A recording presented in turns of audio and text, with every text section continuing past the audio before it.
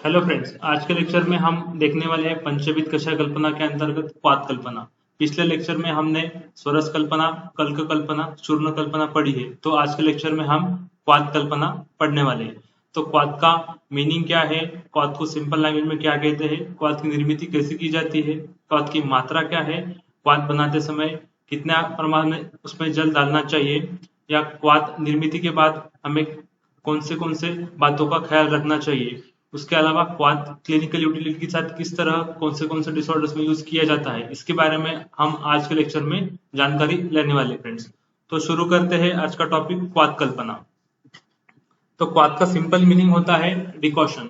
कोई भी medicated drug का हम डिकॉशन बनाते हैं तो उसे हम क्वाथ कहते हैं। ओके फ्रेंड्स, आपको क्लियर होगा क्वाथ का मीनिंग, क्वाथ किसे कहते हैं। क्वाथ का मीनिंग होगा डिकॉशन। तो आगे देख लेते हैं कि क्वाथ किस तरह से बनाया जाता है उसके बारे में। तो आप यहाँ देख सकते हैं एक पिक्चर में आपको दिख रहा होगा कि एक वेसल रखा है गैस के ऊपर और उसमें आपको कुछ मेडिकेटेड ड्रग दिख रहा है विथ पोरिंग ऑफ वाटर। ये है त्रिफला क्वाथ, इसे हम कहते हैं त्रिफला क्वाथ। इस पिक्चर में आप देख सकते हैं कि त्रिफला का भरत चूर्ण इस्तेमाल किया गया है और उसमें वाटर डाल के उसको गैस के ऊपर माइल्ड फ्लेम पे रखा है। एक आपके माइंड में रफ पिक्चर क्लियर होगा कि क्वाथ किससे कहते हैं या डिकॉशन किससे कहते हैं। इसकी बनाने की प्रोसेस हम आगे देखते हैं। तो क्वाथ को हम डिकॉशन कह सकते हैं। तो क्वाथ के पर्याय आचार्यों ने शास्त्र में क्या बताया है, इसके बारे में थोड़ी सी जानकारी लेते हैं। क्वाथ के लिए आचार्य ने 3 पर्याय शब्द दिए, जैसे कि श्रुत बताया है, कषाय बताया है, निर्यूह बताया है। क्वाथ तो ऑलरेडी पर्याय है क्वाथ का, लेकिन मेनली 3 पर्याय है, जैसे कि श्रुत, क्वाथ, कषाय और निर्यूह। ये हो गए क्वाथ के 4 पर्याय। श्रुत, क्वाथ, कषाय और निर्यूह, ये 4 पर्याय है। अर्थात क्वाथ के अंदर 3 और नाम भी है। अब क्लियर हो गए 3 पर्याय कौन से हो गए फ्रेंड्स। अभी पर्टिकुलरली हो गया श्रुत, कषाय और निर्यूह। तो क्वाथ की परिभाषा क्या है, क्वाथ किस तरह से निर्मित किया जाता है, इसके बारे में थोड़ा सा जान लेते हैं। कोई भी शुष्क द्रव्य हो, आर्द्र द्रव्य हो, उसको हमें पहले साफ करना है। साफ करने के बाद उसे हमें एवकुट चूर्ण करना है इमाम दस्ते में रखकर। इमाम दस्ते में रखने के बाद उसको अच्छी तरह से कूटना है जब तक वो एवकुट चूर्ण नहीं होता। एवकुट का मतलब है भरड़ चूर्ण। उसका साइज रिडक्शन करना है हमें। जितना हमें उसे अच्छी तरह से साइज रिडक्शन करते हैं उतनी अच्छी क्वांटिटी में हमें क्वाथ की क्वालिटी मिलेगी और पोटेंसी मिलेगी। तो हमें वो द्रव्य अच्छी तरह से एवकुट करना है। एवकुट करने के बाद हमें उसे एक मृत पात्र में डालना है। मृत पात्र में डालने के बाद हमें उसमें द्रव्य के अकॉर्डिंग जल का प्रमाण डिसाइड करना है। तो जल का प्रमाण कितना लगेगा ये हम अब थोड़ा सा देख लेते हैं। उसके पहले एक श्लोक आया है, उसका मीनिंग हम थोड़ा सा जान लेते हैं कि श्लोक का मीनिंग क्या है। श्रुतः क्वाथः कषायश्च निर्यूह स निगद्यते। ये शारंगर संहिता मध्यम खंड के अंतर्गत श्लोक आया है, तो उसके बारे में थोड़ा सा जान लेते हैं। श्रुत, क्वाथ, कषाय, निर्युष्य, ये पर्याय शब्द है क्वाथ के जो हमने ऊपर पढ़े थे। कौन से पर्याय फ्रेंड्स, श्रुत, क्वाथ, कषाय और निर्यूह। तो उसके बाद एक यहाँ पे आचार्य ने बताया कि एक श्लोक तो क्वथितम द्रव्यम श्रुतम आहु चिकित्सक है। इसका मीनिंग थोड़ा सा जान लेते हैं कि इसका मीनिंग पर्टिकुलरली आचार्य ने क्या बताया है। यहाँ पे तो क्वथितम का मीनिंग होता है कि कोई भी द्रव्य लेके उसको अच्छे तरह से उबालना है। उबालने के बाद जो बाय प्रोडक्ट मिलता है उसे हम श्रुत कहते हैं या क्वाथ कहते हैं, ऐसे आचार्य हमें बताते हैं। ये चरक सूत्र स्थान 4 अध्याय का श्लोक है, उसके अंतर्गत हमें रेफरेंस देखने को मिलता है। तो क्वाथ निर्मित के समय जल की मात्रा कितनी रहनी चाहिए, अमाउंट ऑफ प्रोपोर्शन, वाटर कितना डालना चाहिए, इसके बारे में आचार्य हमें बताते हैं। लेकिन वाटर कंटेंट क्वाथ में डिसाइड करने से पहले हम क्वाथ बनाने के लिए कौन सा द्रव्य इस्तेमाल कर रहे हैं, मृदु द्रव्य इस्तेमाल कर रहे हैं, मध्यम द्रव्य या कठिन द्रव्य, ऐसी 3 कैटेगरी आचार्य ने द्रव्य की है, डिपेंडिंग अपॉन इसका टेक्सचर और इसकी कंसिस्टेंसी।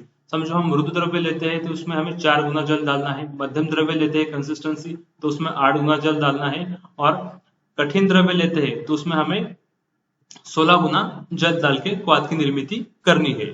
तो देख लेते हैं कि आचार्य इसके बारे में हमें और क्या बताते हैं।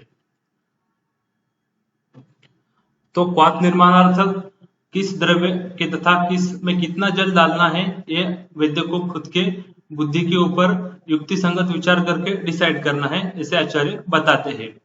ओके, क्योंकि हम क्वाथ निर्माण करते समय अग्नि का इस्तेमाल करते हैं, मृदु अग्नि देके जो कुछ एक्टिव प्रिंसिपल्स रहते हैं मेडिकेटेड ड्रग में, वाटर में हम एक्सट्रैक्ट कर लेते हैं। ये ओवरऑल क्वाथ का एक रफ डेफिनेशन हो सकता है और रफ प्रोसेस हो सकता है।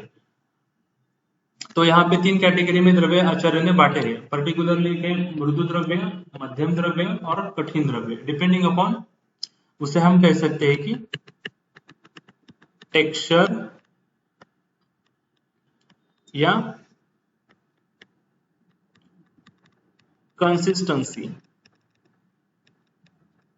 ओके फ्रेंड्स, ये 2 फैक्टर है द्रव्य की कैटेगरी डिसाइड करने के लिए कि कौन सा द्रव्य मृदु है, कौन सा द्रव्य मध्यम है, कौन सा द्रव्य कठिन है।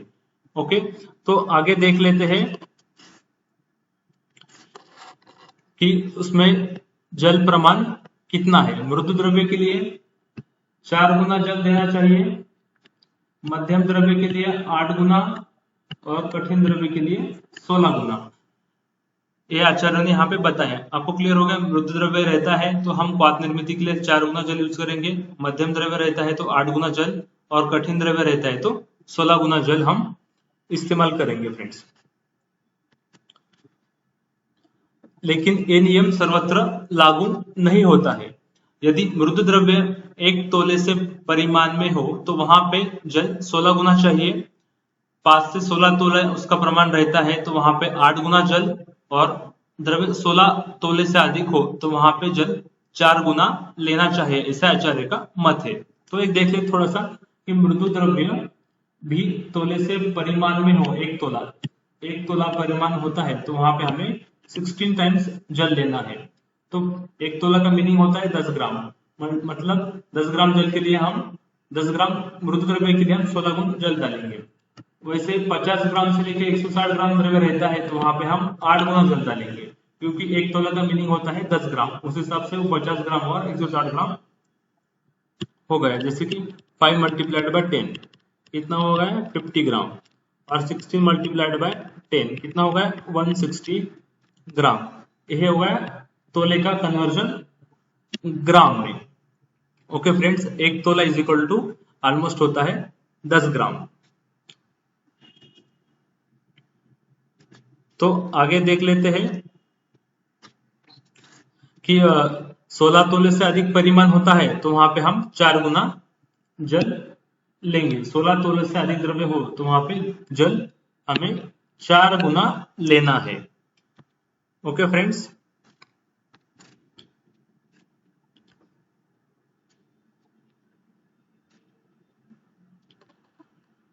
यहाँ पे एक श्लोक आया है, उस श्लोक का मीनिंग हम जान लेते हैं। पानीयम षोडश गुणम शून्य द्रव्यपिले क्षिपेत मृतपात्रे क्वाथयेत ग्राह्यम अष्टम अंश शेषितम तज्जलम पायेत धीमान कोष्णम मृदु अग्निसादितम। एक बात की परिभाषा है, उसका मीनिंग जान लेते हैं। पानीयम षोडश गुणम शून्य मतलब एक पल द्रव्य लेते हैं तो उसमें हमें 16 गुण जल डालना है, उसे मृत पात्र में क्वाथ बनाना है, उसको हमें मृदु अग्नि देनी है। कब तक देनी है? जब तक वो ग्राह्यम अष्टम अंश शेषितम मतलब ये हमें 1/8 प्रोपोर्शन में जब तक नहीं मिलता तब तक। ओके फ्रेंड्स, हमको 1/8 वो रिमेन रखना है। ओके, तो 1 पल द्रव्य लेते हैं, 1 पल मतलब 4 तोला, तो उसमें हमें 16 गुना जल डालना है और उसको हमको 1/8 रहने तक उसको मृदु अग्नि देनी है और बाद में फिल्टर करके स्टोर करना है। वो अपना होगा क्वाथ या डिकॉशन या कषाय। तो औषधि का सार भाग क्वाथ में नहीं आता। क्वाथ पिलाते समय दोषों का विचार करके ठंडा या गर्म क्वाथ पिलाए, ऐसा आचार्यों का मत है। हम क्वाथ एडमिनिस्ट्रेशन करते समय दोषों का विचार करने के लिए आचार्यों ने कहा है। वात दोष का प्राधान्य रहता है तो वहां पे हम थोड़ा सा लिक्वाम क्वाथ दे सकते हैं। कफ विकार में हम थोड़ा सा गर्म क्वाथ देना ही पसंद करेंगे, क्योंकि कफ के कारण अवरोध उत्पन्न रहता है, तो वो दूर करने के लिए हमें थोड़ा सा उष्ण गुण की जरूरत रहती है, इसलिए हम थोड़ा सा उष्ण क्वाथ इस्तेमाल करेंगे, ऐसा आचार्य बताते हैं। तो क्वाथ की मात्रा कितनी है? क्वाथ की मात्रा, क्वाथ का डोसेज कितना है, इसके बारे में आचार्य हमें बताते हैं कि क्वाथ की मात्रा है, डोसेज है। मात्रा का मीनिंग होता है डोसेज। ऑलमोस्ट 4 तोला लेकिन कुछ आचार्य 8 तोले की भी मात्रा मानते हैं। 1 तोला मतलब 10 ग्राम, तो 40 ml तक क्वाथ की मात्रा हम कंसिडर कर सकते हैं। लेकिन कुछ आचार्य कहते हैं कि हम उसको 8 तोले मतलब 80 ml तक भी दे सकते हैं। इसे डिफरेंट डिफरेंट आचार्यों का मत है। तो क्वाथ की डोसेज कितना हुआ as a medicated dose 40 to 80 ml।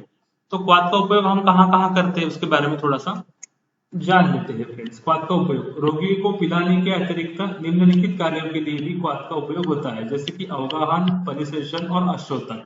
अवगाहन मतलब क्वाथ से हम पेशेंट को एक्सटर्नल सरफेस वॉश करते हैं। परिसेचन का मतलब जो कुछ अफेक्टेड वुंड्स रहते हैं, इन्फेक्टेड वुंड्स रहते हैं, उस कंडीशन में इन्फेक्टेड वुंड वॉश करने के लिए, उनको क्लीन करने के लिए हम मेडिकेटेड कषायम या क्वाथ यूज कर सकते हैं। अश्रोतन एक नेत्र की पंचकर्म बोल सकते हैं या उपकर्म बोल सकते हैं, नेत्र कल्पना बोल सकते हैं। उसके अंतर्गत हम नेत्र दृष्टि के विकार में अकॉर्डिंग टू दोष हम मेडिकेटेड क्वाथ या कषायम यूज करके नेत्र धावन कर्म करते हैं, उसे हम अश्रोतन कर्म कहते हैं।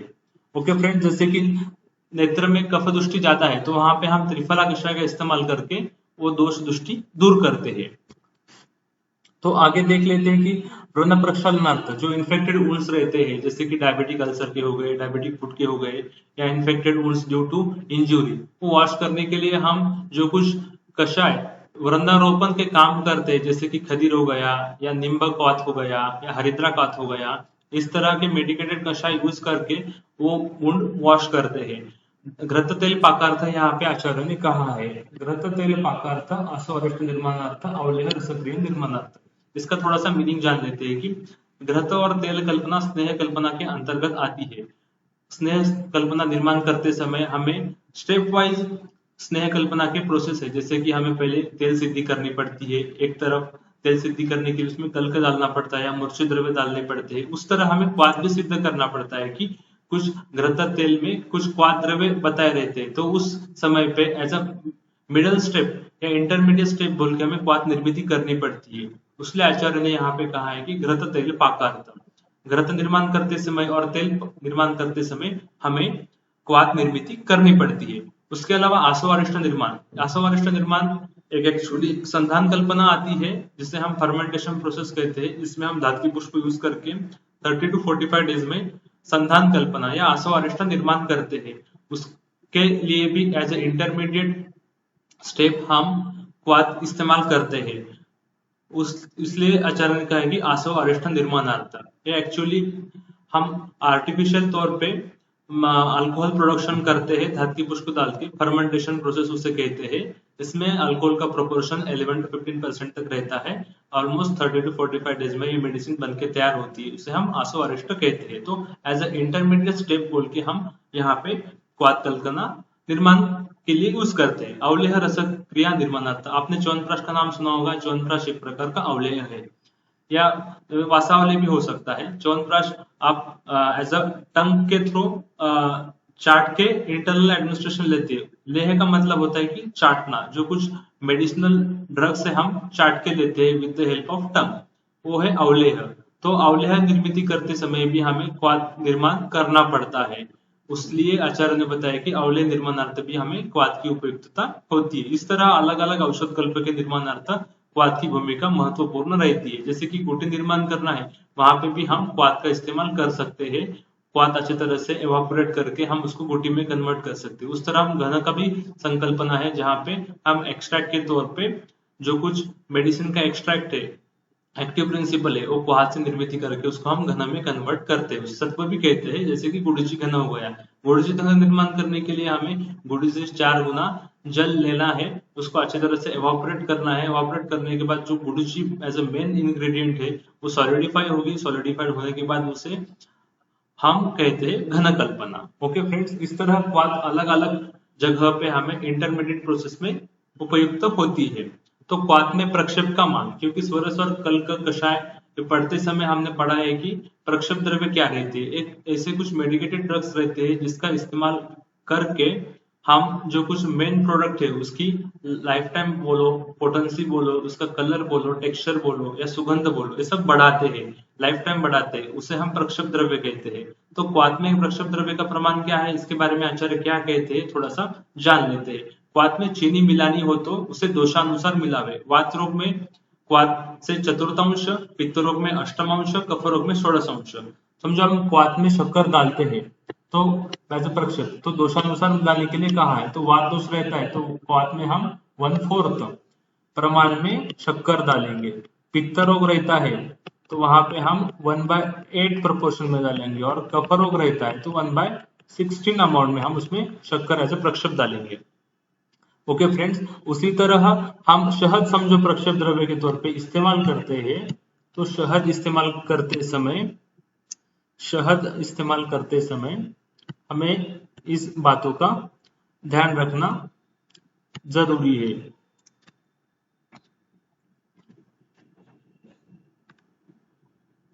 शहद मिलाना हो तो वात रोग में षोडशांश, पित्त विकार में हम अष्टमांश और कफ विकार में षोडशांश मिलाते हैं।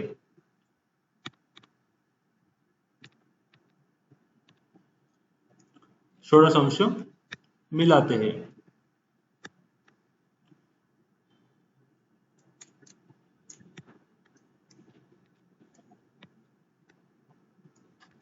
तो शहद मिलाना है तो वात रोग में 1/16, पित्त विकार में 1/8 और कफ विकार में 1/4 उसका प्रक्षेप प्रमाण आचार्यों ने बताया है।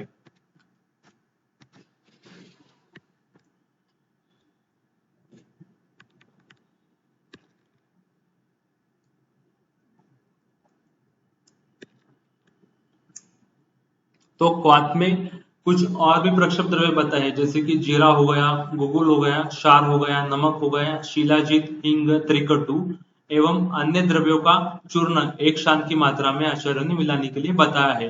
जैसे जीरा है, गुगुल है, जिसे हम कॉमिफेरा मुकुल कहते हैं, एक प्रकार का निर्यास है वनस्पति का, क्षार है, नमक है, शिलाजतु ये भी पहाड़ों से मिलने वाला खनिजीय निर्यास है, हींग, त्रिकटु जिसमें सुंठ, मिरे, पिपली 3 द्रव्य आती है, ये सब द्रव्य डालते हैं तो उसका प्रमाण एक शान मात्रा आचार्य ने बताई है।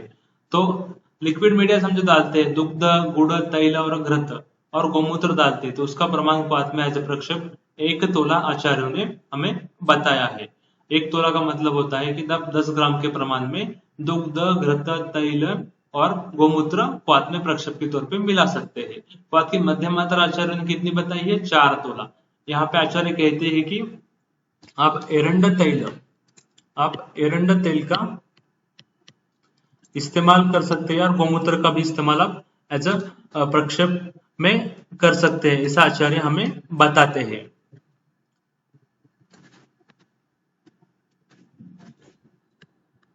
तो एरंड तेल इस्तेमाल करने का महत्व क्या है या गौमूत्र इस्तेमाल करने का महत्व क्या है, इसके बारे में थोड़ा सा हमें जानना इंपॉर्टेंट है। एरंड ये जो है उत्कृष्ट वातहर द्रव्य बोला है, और तेल तो वातहर द्रव्य में श्रेष्ठ बता है, तो वात व्याधि रहती है तो उस कंडीशन में हमें एरंड तेल का प्रमाण बढ़ाना है क्वाथ पे प्रक्षेप के तौर पे।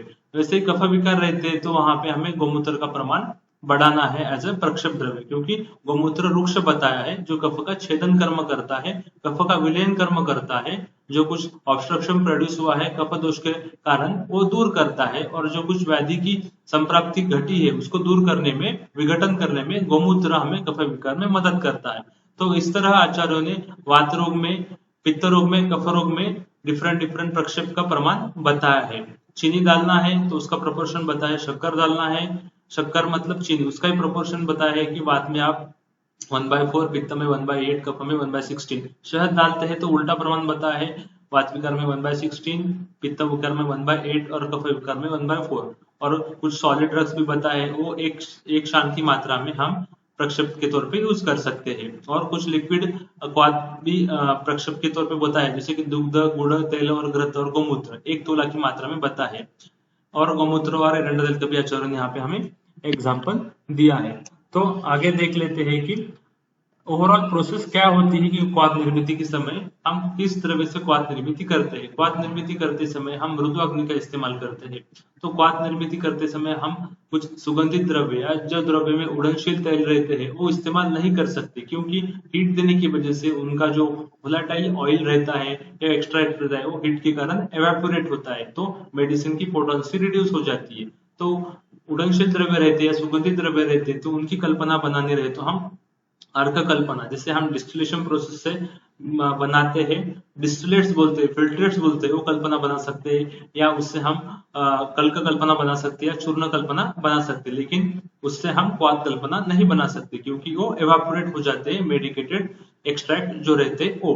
तो क्वाथ की मध्यम मात्रा आचार्य बताते हैं कि एक पल मात्रा में क्वाथ आप ले सकते हैं। एक पल मतलब 4 तोला, ये हो गई क्वाथ की मध्यम मात्रा। यहाँ पे कुछ सुगंधित द्रव्य का उन्होंने आचार्य ने बताया कि जो कुछ सुगंधित द्रव्य रहते हैं उनके द्रव्य उड़ जाते हैं, इवापोरेट हो जाते हैं, इसलिए आप उससे क्वाथ कल्पना नहीं बना सकते। तो अन्य कल्पना आचार्य निर्माण करने के लिए हमें यहाँ पे बताते हैं, जैसे कि गुलाब हो गया, लवंग हो गया, ये सब जो द्रव्य है सुगंधित द्रव्य है, इसमें एक्सट्रैक्ट सेंटेड तौर पे रहता है और ओलाटाइल आवाज में रहते हैं, उड़ जाते हैं, इसलिए हम उससे क्वाथ कल्पना नहीं बनाएंगे, उससे हम अर्क कल्पना बनाएंगे, कल कल्पना बनाएंगे, चूर्ण कल्पना बनाएंगे। इस बात का हमें क्वाथ कल्पना निर्माण करते समय ध्यान रखना है। उसी तरह कुछ प्रिकॉशंस है, क्योंकि क्वाथ कल्पना निर्माण करते समय हमें मृत पात्र का ही इस्तेमाल करने के लिए आचार्य ने बताया है। मृत पात्र क्यों?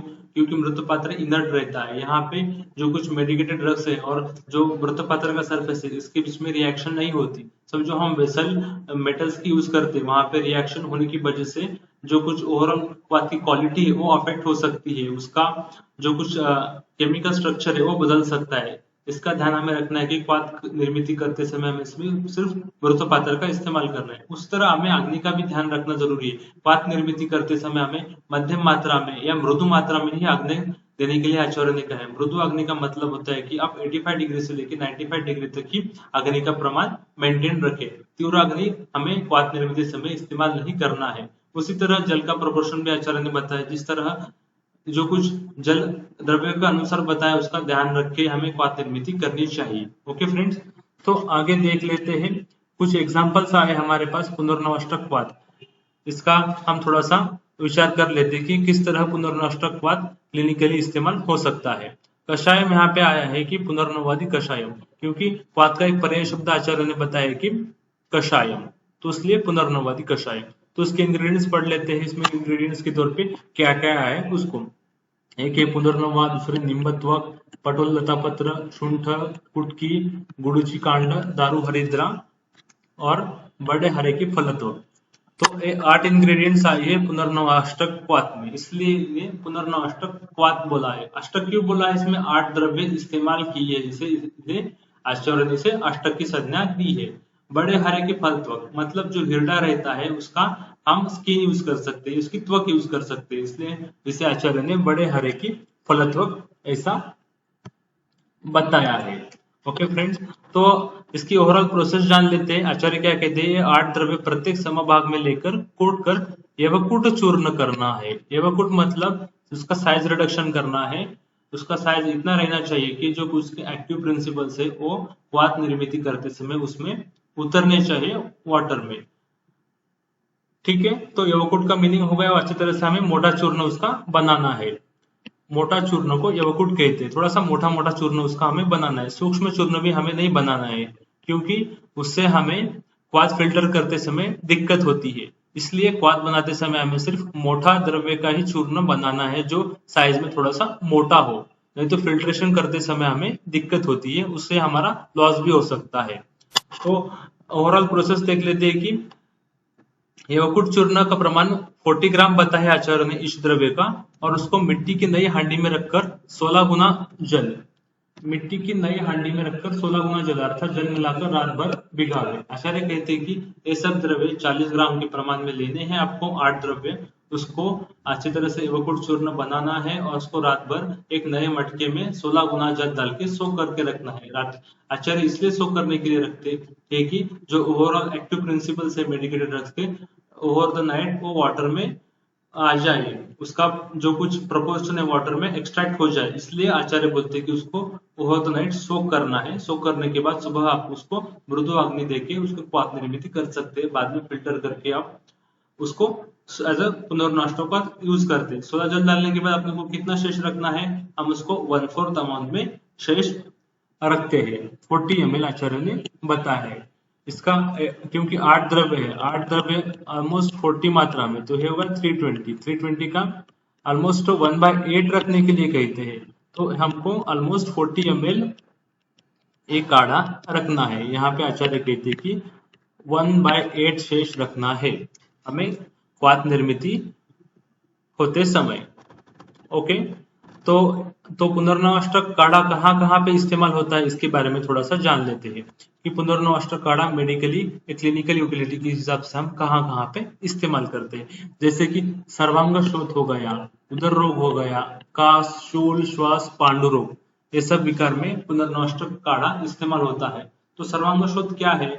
एक ऐसी बीमारी है जिसमें पेशेंट के बॉडी में वाटर डिपॉजिट होना चालू होता है। जो कुछ सबक्यूटेनियस टिश्यूज रहते हैं वहां पे वाटर डिपॉजिट होना चालू होता है। इसकी वजह से पेशेंट के हाथ पैरों पे सूजन आ सकती है, चेहरे पे सूजन आ सकती है। तो उस कंडीशन में पुनर्नवा एज अ डायबिटिक काम करता है। पुनर्नवा में जो एक्टिव इंग्रेडिएंट वाला है पुनर्नवा भी, वो डायलिसिस का काम करके बॉडी के सबक्यूटेनियस टिश्यूज में जो कुछ फ्लूइड जमा है उसको वॉश आउट करने के लिए मदद करता है। इसलिए पेशेंट की जो कुछ ओवरऑल बॉडी सरफेस पे स्वेलिंग जहां कहीं भी होगी, हाथ पैर पे होगी, फेस पे होगी, वो कम होने के लिए हमें मदद होती है। उसके अलावा उदर रोग कहाँ है? उदर रोग एक पेरिटोनियल कैविटी अपनी जो एब्डोमेन की रहती है वहां पे एसाइटिक फ्लूइड जमा होता है, उसे हम एसाइटिक फ्लूइड कहते हैं। इसलिए पेशेंट का एब्डोमिनल गर्थ बढ़ती है। एब्डोमिनल गर्थ बढ़ने की वजह से पेशेंट को सांस लेने में दिक्कत होना या पेशेंट को डाइजेशन में प्रॉब्लम होना, मोशन पास करने में प्रॉब्लम होना, मलमूत्र विसर्जन जो क्रिया होती है वो प्रॉपरली नहीं होती, पेशेंट को पूरा डिस्कम्फर्ट प्रोड्यूस होता है और उसका डाइजेशन भी अफेक्ट होता है। उस कंडीशन में जो कुछ पेरिटोनियल कैविटी में एसिडिक फ्लूइड जमा है उसको वॉश आउट करने के लिए भी पुनर्नवा हमें मदद करता है। इसमें एज ए एक्टिव इंग्रेडिएंट सूंठ बताए जो उत्कृष्ट वातानुलोमक द्रव्य है, उसकी वजह से पेशेंट की बॉडी में जहां कहाँ पे भी वात के रिगार्डिंग पेन हो रहा है वो कम होने के लिए हमें मदद होती है। उसके अलावा जो कुछ तीक्ष्ण उष्ण द्रव्य बताए वो श्वास और काश में हमें श्वास और कासर एज अ प्रॉपर्टी दिखाते हैं। जैसे कि यहाँ पे कुछ इंग्रेडिएंट्स है जैसे कि शुंठ हो गई या गुड़चीकांड हो गया, ये हमें वायरल प्रॉपर्टीज दिखाते हैं। और पांडु रोग में भी पेशेंट पांडु रोग जिसे हम एनीमिया कहते हैं, जिसमें पेशेंट के एचबी परसेंटेज या शरीर में रक्त का प्रमाण कम होता है। रक्त का प्रमाण कम होने की वजह से पेशेंट के शरीर पे हमें स्वेलिंग भी दिखने को मिलती है। उसके साथ साथ पेशेंट का जो कुछ चेहरा है या बेड ऑफ नेल्स कह सकते हैं, बेस ऑफ नेल्स कह सकते हैं, वो हमें व्हाइटिश दिखने लगती है। जो कुछ स्क्लेरा है वहां पे भी हमें व्हाइटिश डिस्कलरेशन देखने को मिल सकता है। उस कंडीशन में हम जो कहाँ पे बॉडी में स्वेलिंग प्रोड्यूस हो चुकी है, जैसे कि हस्तपाद नाभि मेहन पे शोध बोला है एक लक्षण के तौर पे, अक्षिकुट पे भी शोध बताया है। तो जहां जहां हस्तपाद पे स्वेलिंग हो रिड्यूस करने के लिए भी हमें पांडु रोग में पुनर्नवा मदद करती है, पुनर्नवाष्टक काढ़ा मदद करता है। और अक्षिकुट शोध जो आईबॉल सॉकेट्स होते हैं उसकी स्वेलिंग होती है तो वो रिड्यूस करने के लिए भी हमें पुनर्नवाष्टक मदद करता है एज ए शोधहर द्रव्य। तो इस तरह हम पुनर्नवा एज अ डायलिसिस के तौर पे यूज कर सकते हैं, स्वेलिंग जहां पे प्रोड्यूस हो रिड्यूस करने के लिए इस्तेमाल कर सकते हैं, या दीपन पाचन के लिए भी इस्तेमाल कर सकते हैं। इसमें जो कुछ इंग्रेडिएंट्स है जैसे कि कुटकी है वो यकृत विरेचक का काम, यकृत बल्ले का काम करती है, विरेचक का काम करती है, यकृत में जो कुछ डिफॉर्मिटी है वो दूर करने के लिए हमें मदद करती है। इस तरह हो गया पुनर्नवाष्टक का क्लिनिकल यूटिलिटी। तो आगे एक क्वाथ देख लेते हैं, महारासनादि क्वाथ। यहाँ पे आप देख सकते हैं कि एक महारासनादि कषायम वैद्यरत्नम कंपनी का मार्केटेड प्रोडक्ट है महारासनादि कषायम बोल के। तो उसके बारे में थोड़ा सा हम जानकारी लेते हैं। तो महारासनादि कषायम में कौन से इंग्रेडिएंट्स आए हैं उसके बारे में थोड़ा सा हम जान लेते हैं। जैसे कि रासना हो गया, शटी हो गया, गुड़ुची, पुनर्नवा, बृहति, चव्य, धनिया, नागरमोथा, कंटकारी, देवदारू, बड़ीहर, पिपली बड़ी, गोखरू, बलामूल, विधारा, एरंडमूल, सौफ, एवासक, असगंध, शुंठ, शतावरी, वचा, अतीस, वासामूल और अमलतास, ये सारे इंग्रेडिएंट्स है महारासनादि कंटेंट, महारासनादि काढ़ा के मेन इंग्रेडिएंट्स। इसमें आचार्य क्या कहते हैं,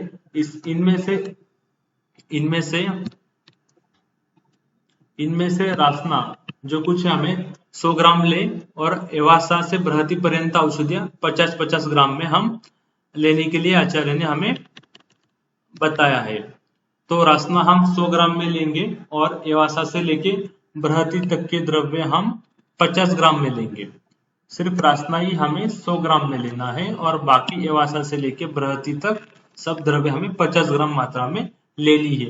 उसका क्या करना है, यवकुट चूर्ण करके क्वाथ बनाना है। ठीक है, क्वाथ बना के फिर उसको हमें फिल्टर करके उसमें प्रक्षेप मिलाकर पान करने के लिए आचार्य ने कहा है। जो कुछ नॉर्मल प्रोसीजर है क्वाथ की, उस तरह से हम महारसनादि काढ़ा बनाते हैं, जो प्रोपोर्शन में हमें द्रव्य आचार्य ने लेने के लिए बताया उस तरह से। तो महारसनादि काढ़ा कहाँ कहाँ पे इस्तेमाल होता है, क्लिनिकल यूटिलिटी उसकी क्या है, इसके बारे में थोड़ा सा हम जानकारी ले लेते हैं। जैसे कि सर्वांग कंप, जैसे कि बॉडी में ट्रेमर्स वगैरह आते हैं, जो कुछ एक्सट्रीमिटीज रहती है, कुछ डिसऑर्डर्स ऐसे रहती है कि जहाँ पे पेशेंट के एक्सट्रीमिटीज में हमें ट्रेमर्स देखने को मिलते हैं, तो उस कंडीशन में भी हम इस्तेमाल कर सकते हैं महारसनादि काढ़ा। पक्षाघात, जो वात विकार बोला है, जहाँ पे पेशेंट की जो कुछ हम कहते हैं कि लिम्ब की पावर, जो मोटर पावर अफेक्ट होती है, वहां पे हम महारसनादि काढ़ा का इस्तेमाल कर सकते हैं। उसके अलावा अवगाहों की व्याधि बता है, जहाँ पे हमें शोल्डर जॉइंट की डिफॉर्मिटी देखने को मिलती है, उस कंडीशन में भी हम महारसनादि काढ़ा इस्तेमाल कर सकते हैं। ग्रंथरसी, ये भी वात विकार है, जिस कंडीशन में पेशेंट में सियाटिक नर्व इन्वॉल्वमेंट होता है, जिसकी वजह से पेशेंट का जो कुछ गेट रहता है वो जो गिदाड़ बोलते हैं उसकी तरह वो चलने में उसकी चाल रहती है। तो उस कंडीशन में पेशेंट के lateral aspect of the knee joint pain रहता है, रेडिएटिंग पेन रहता है, उस कंडीशन में भी महारसनादि वात हम एज अ वातहर, शूलहर, बल्ले बोल के इस्तेमाल कर सकते हैं। आम वात, जो कुछ हम रिमेटॉइड आर्थराइटिस कहते हैं, रिमेटॉइड आर्थराइटिस में पर्टिकुलरली पेशेंट के बॉडी के स्मॉल जॉइंट और लार्ज जॉइंट, दोनों जॉइंट में इन्वॉल्वमेंट होते हैं, जिसमें यूरिक एसिड का प्रोडक्शन बढ़ता है।